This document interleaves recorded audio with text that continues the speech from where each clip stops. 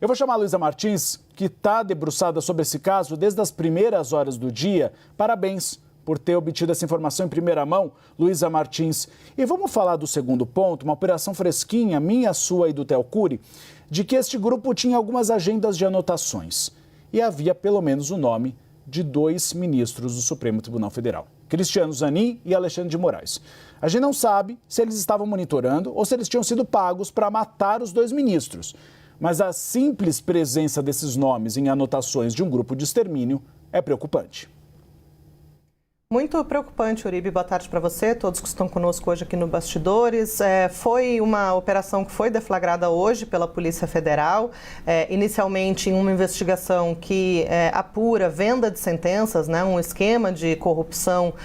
entre servidores do Superior Tribunal de Justiça e do Tribunal de Justiça do Estado do Mato Grosso. E aí, ao longo das investigações, salvo engano, em janeiro, foi apreendido na casa de um militar que integraria esse grupo criminoso de extermínio, uma série de anotações, né, que citavam de fato os nomes dos ministros Alexandre de Moraes e Cristiano Zanin do Supremo Tribunal Federal. E aí, com isso, a PF, os investigadores, foram fazendo um cruzamento de dados entre as informações que havia, né, no processo, e isso levou a uma conclusão de que o advogado, como é que é o nome dele? Roberto Zampieri, desculpa, que havia sido assassinado no Mato Grosso dentro desse esquema de venda de sentenças, ele é uma figura central aí para essa investigação, ele havia sido morto, segundo a Polícia Federal, por agentes desse grupo de extermínio, que, como você disse, Uribe, era autodenominado Comando C4, que era uma sigla para Comando de Caça a Comunistas, Corruptos e Criminosos, uma agência formada tanto por civis quanto por militares,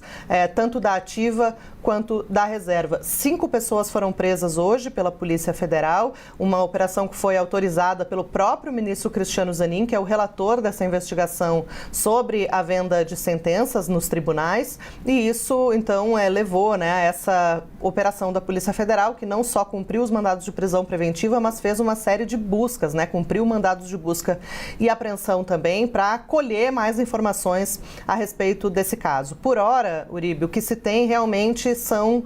anotações, né, menções a esses 2 ministros do Supremo Tribunal Federal. É claro que a partir dessas anotações, e sendo esse grupo um grupo que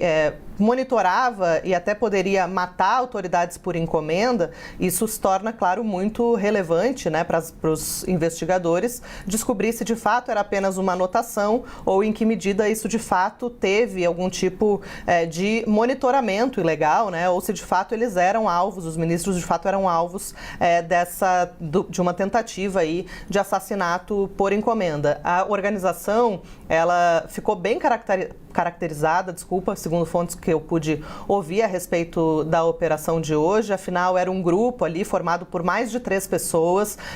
com funções ali definidas de cada um, e a tabela de preços que foi apreendida também é um sinal bastante relevante da gravidade, né, dessa organização, na medida em que colocava ali preços de acordo com a importância, digamos assim, da autoridade que seria monitorada e eventualmente morta. 250 mil para ministros do STF, 150 mil para senadores,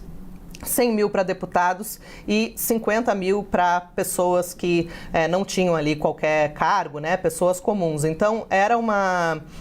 organização que mantinha ali oferecia, digamos assim, esse serviço com base nessa tabela de preços, né, nessa planilha que foi apreendida, e agora vai caber à Polícia Federal, ao longo das próximas etapas dessa investigação, verificar em que medida essas anotações que mencionam Moraes e Zanin, elas de fato significam que houve uma encomenda de monitoramento e morte desses ministros. Então, a gente precisa ficar acompanhando para ver os desdobramentos desse caso, Uribe.